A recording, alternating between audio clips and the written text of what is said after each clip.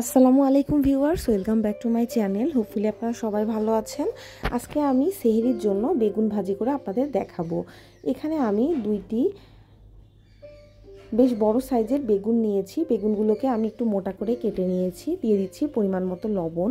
বেগুনগুলোকে আমি খুব ভালোভাবে ধুয়ে পরিষ্কার করে তারপরে কেটে নিয়েছি। দিয়ে দিচ্ছি 1 চা চামচ হলুদের গুঁড়া, 1 চা চামচ লাল মরিচের গুঁড়া এবং হাফ চা চামচ চিনি। এখানে আমি কাঁটাওয়ালা বেগুন ব্যবহার করেছি। ভাজির ক্ষেত্রে সাধারণত এই কাঁটাওয়ালা বেগুনগুলো খেতে কিন্তু দারুণ লাগে। মশলার সাথে খুব ভালোভাবে মেখে নিয়ে ফ্রাই প্যানে সয়াবিন তেল দিয়ে তেলটিকে পর্যাপ্ত পরিমাণে গরম করে একে একে সমস্ত বেগুনের টুকরোগুলো আমি দিয়ে মাঝারি আঁচে ভেজে নিচ্ছি।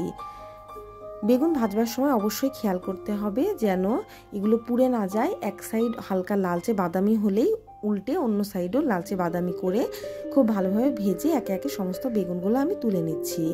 আপনারা অবশ্যই আমার রেসিপিটি ফলো করে বাসায় ট্রাই করবেন। আশা করি আপনাদের অনেক ভালো লাগবে। বেগুন ভাজিতে আমি অল্প পরিমাণ চিনি ব্যবহার করেছি। এই চিনি ব্যবহার করার কারণে কিন্তু বেগুন ভাজিটি অনেক নরম এবং খেতে দারুণ লাগবে।